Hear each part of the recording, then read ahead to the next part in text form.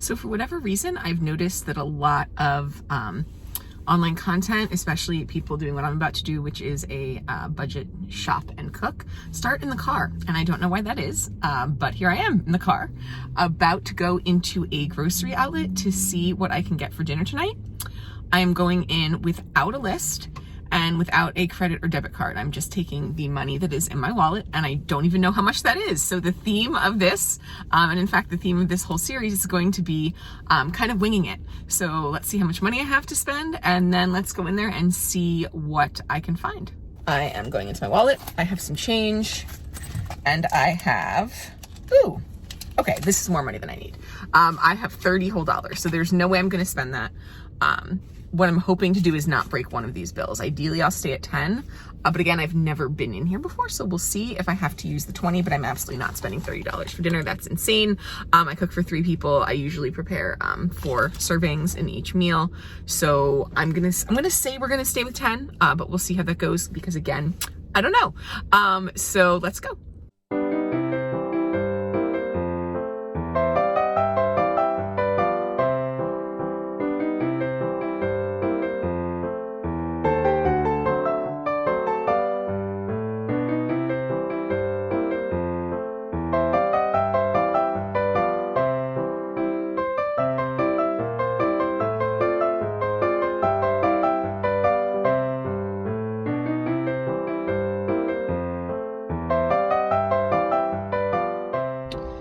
As you can see, I didn't break my 20. I spent my $10 bill. I spent, can you see that? Yep, $7.90. There's my $2.10 change from the $10 bill I took in. And we're gonna go home and make dinner. Okay, so I am back from the store with my items. Again, that was my first time ever going into a grocery outlet. Well, that's a lie. When it was Amelia's, I was in one in the 90s, like the 1990s, like the 1900s, back when I was in college. And what I'd like to walk you through is kind of the thought process of how it works when you go into a grocery store to shop on a budget, because that does require a bit of creative thinking, and creative thinking is something that everyone can do. So I just like to help you learn kind of what that looks like, at least for me, so that maybe you can do the same. So I typically like to start when I am shopping on a budget and I'm trying to think creatively about how I can use budget ingredients to create an interesting and delicious meal. I like to start with what I call a hero ingredient. I'm making this term up. I'm sure it's been used elsewhere, but I'm calling the hero ingredient the item that I find that is maybe on sale or is just simply a good price at that specific store. And will either help me go in a direction with the dish or it will make it unique in some way. So in today's shop, the hero ingredient was Castelvetrano olives. They are pitted, which is a bonus, and they were only, looking at this, $1.99, which is a pretty good price for olives that aren't, you know, the kind with like the little pimento on the inside that come in the shelf stable section. So these olives were my hero ingredient, and they kind of led me down a sort of pseudo-Mediterranean path. And so this kind of was the basis of the rest of the shop. So this was item 1, $1.99. I then went down the canned vegetables aisle and located a can of diced tomatoes, which also have onion in them. So that's kind of a 2-for-1 product. I will typically use fresh onions. You can see I have some behind me there in a basket. But if you really are shopping on a super strict budget and you can't have that extra onion, 2-for-1 items like this are great. And this is actually one of the cheaper canned tomato products. It was 79 cents. So 79 cents. And then I said, okay, well, this is gonna be clearly an olive and tomato based dish. I was still not really sure what it was gonna be. Maybe a stew, maybe a pasta dish. I wasn't sure, but I knew that I probably needed more than just this amount of tomatoes. So I picked up this small tomato sauce can. This is a 8-ounce can. At this point, I knew that I wanted some kind of vegetable, and the eggplant caught my eye. It was one of the lower priced vegetables, and it also has a texture that I think would go really well with the olives. I'll talk a bit more about the eggplant later, how we prepare it. But you can see this is a rather small eggplant. It's really awkward to show an eggplant off. There's not really many ways you can hold it that are appropriate. It's a small eggplant. And thus it was only $1.18. So we're going to use this as our vegetable in the dish. All right, and then the last ingredient that I picked up, I knew I wanted some kind of protein or protein-like substance. So here's what we went with. I was initially thinking of turning this into, I keep holding this. I was initially thinking of turning this into some kind of like shakshuka sort of situation with eggs in a tomato olive eggplant sauce. I'm touching the eggplant again. But the eggs there did not look great and they were kind of expensive for what they were. I typically get my eggs at a local farm and they're pretty cheap and they're really good. So I didn't go with the eggs. That's another piece of this creative shopping and creative meal planning, is that you have to be flexible. So if something is not on sale or something's really expensive one day, like I know the other day I went to buy bacon, it was like $8. So I didn't buy bacon because that was a no for that day. So the eggs were out and I didn't want beans because two reasons. One, budget cooking often involves a lot of beans, so I wanted to go somewhere else with it. But two, my husband hates beans. He hates them. And the reality is that I'm actually cooking this for dinner tonight. We're gonna eat this. So I didn't wanna make him come home from work and have to eat beans. Eventually I will, don't worry, I totally will make him eat beans. I like them, but I wanted something different. So I went with ground chicken. Now, a word on the ground chicken. This was not my first choice. Just like with the eggs, I was trying to find actual chicken that I could maybe like sear off and put it in this kind of eggplant olive stew, and that would have been great. But the reality was that they only had really big packages of chicken, and that would have really ruined my budget, and I didn't want, 5 pounds of chicken legs. So I went with this. How much was it? $3.49 pack of ground chicken. And so I think I'm going to go in a meatball direction. Okay, so I realized that meatballs in a olive, eggplant, tomato stew could just be a meal for a lot of people. I personally cook for 3. It's myself, my husband, and my father. So 3 adults. I like to make 4 portions. It just works better that way for us to have some leftovers. So I like to kind of stretch anything I make, typically with either some kind of carbohydrate or sometimes like a spaghetti squash or something underneath the food to make there be more, if you will. And so you could serve this over pasta, you could serve this over the rice, but I'm not gonna do that. I figured out why. Most cooking or any other vlogs start in a car, and that's because if you do it in your house, people will walk through your space and interrupt you. Okay, I don't remember what I was saying, but I was saying that I'm gonna put this over some, let's call it polenta.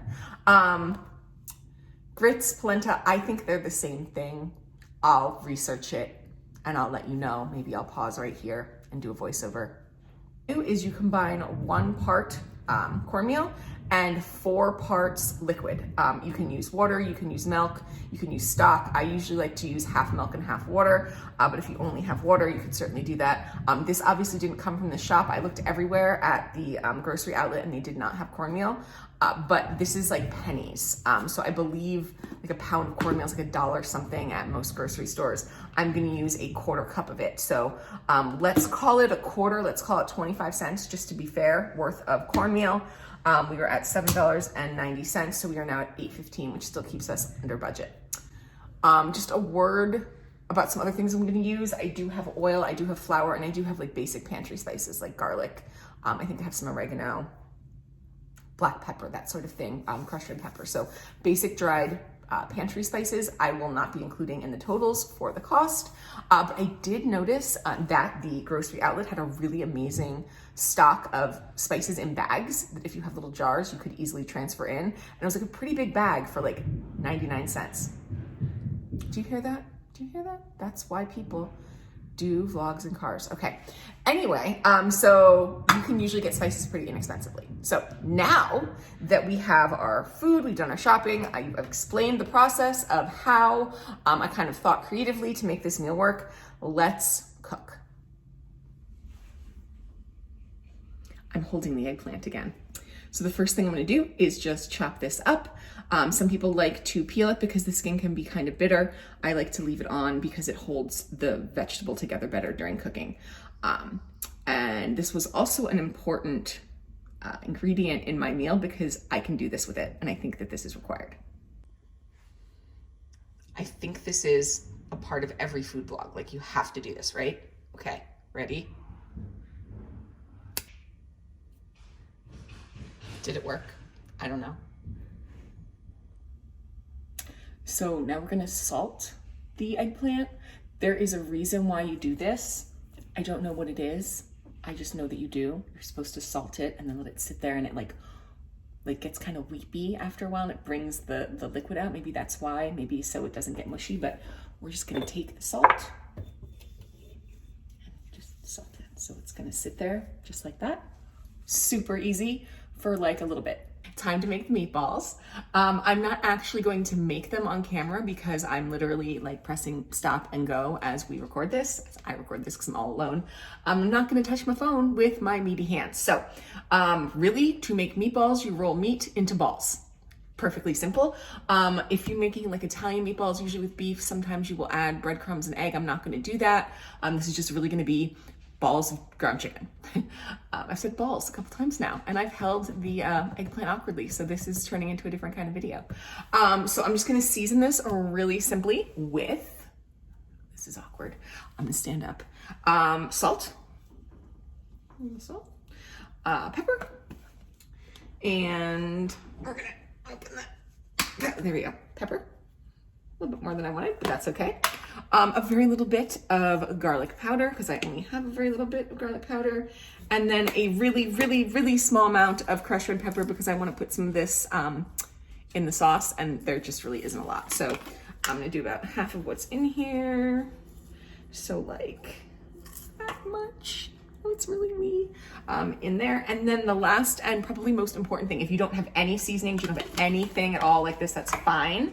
But you're gonna wanna add some kind of fat to ground chicken. So if you're using ground chicken because it was also on sale at your store, definitely add some fats. This is just olive oil is gonna go in there. If you don't do that, they will stick to your pan and fall apart, and it will be horrible, and you'll cry, and it'll be not a good night. So that's everything. I'm gonna roll these into balls and cook them. So as you can see, eggplant is still sweating with that salt on it, and meatballs are meatballing.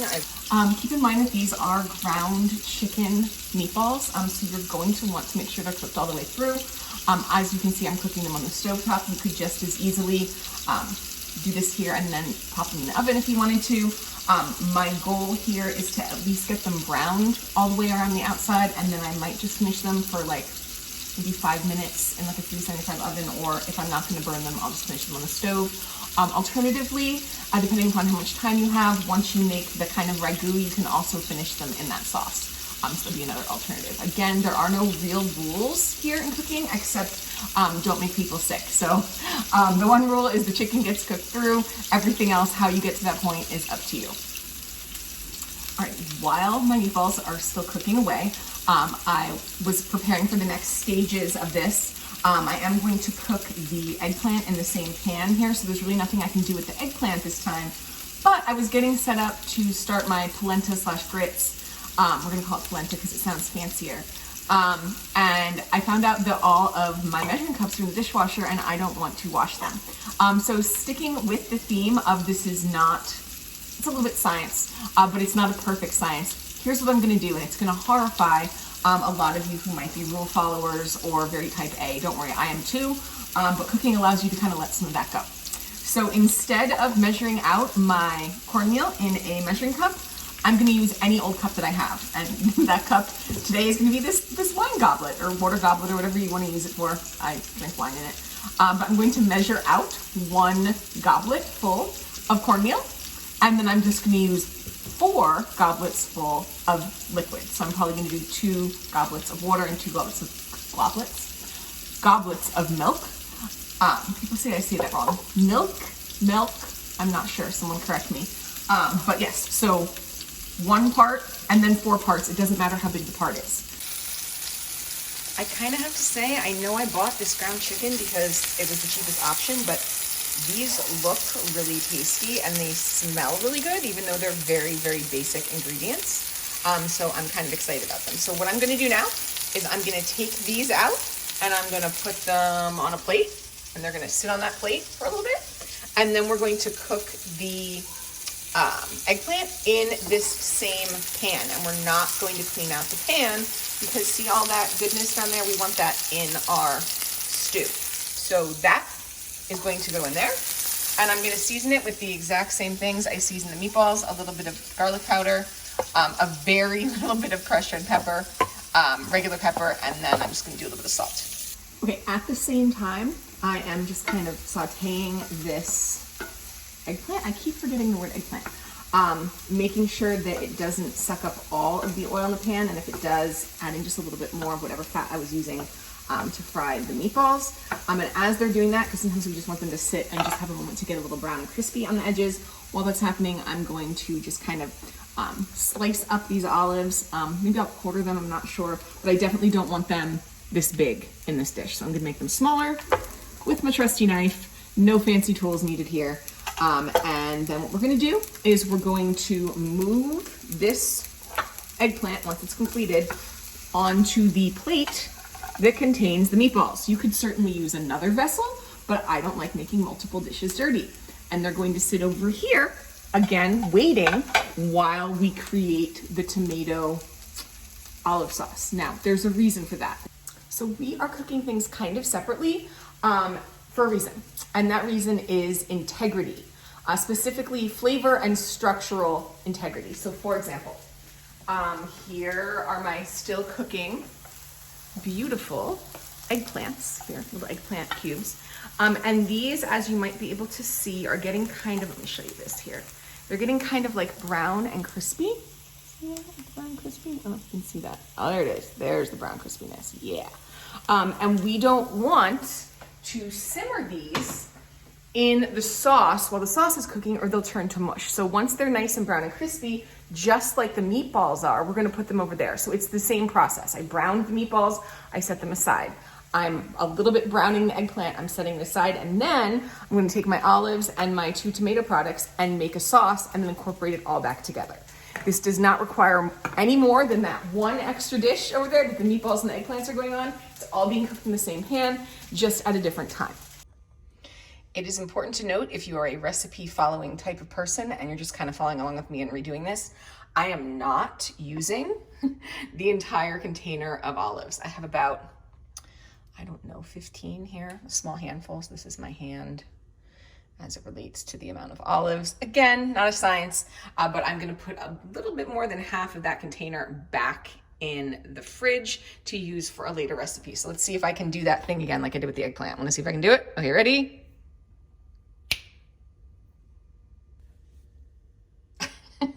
Did I step? You saw me do that. They're actually gonna go in the pan first. Oh, my dog would like dinner. My dog would really like dinner. Dinner time is in 14 minutes for this dog right here. Say hello to the dog. And he is indignant that he's not being fed currently. Food usually happens in that room that he is standing in front of barking. Okay, so I'm going to actually cook the olives before I add the tomato products here. And actually olives do have a little bit of fat in them, so they will actually get a little kind of bit, not fried, but kind of like caramelized in a good way that you want. So that's a good cooking sound that just happened there. So these are gonna go in while I open those cans. We're gonna dump the cans in and then just let that cook together. I'll show you what that looks like, and then we're adding everything back in. And that's pretty much it. We just need to mix our goblet grits together, and it is time to eat. So what I'm gonna do is I'm gonna give this some time. I'm probably gonna go put some pajamas on because this is real life.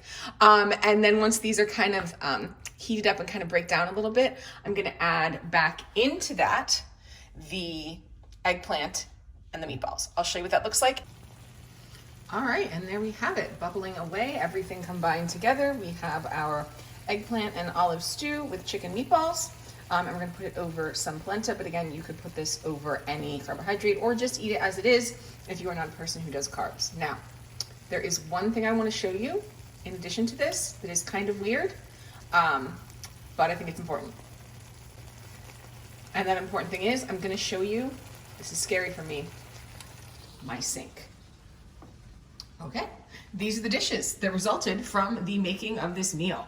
There is one plate, there is one bowl, that is all, and this pan, and then whatever I cook, whatever carbohydrate this is going with in, or I could again just eat it like this with maybe a piece of crusty bread or a pita, and I wouldn't need to make another pan dirty. So I created this dinner. It cost $7.90, and I made not that many dishes. All right, so I'll plate this up, show you what it looks like. Just in case you all thought I was kidding about the goblet grits, it's milk and water. There's already 3 of these in there. So this is the 4th. It's gonna go everywhere. There we go. And then we just heat that up and whisk in the goblet of grits. I would sing the whisking song, but I'm not the one doing the whisking. This is whisking by my husband. Thanks for the whisking.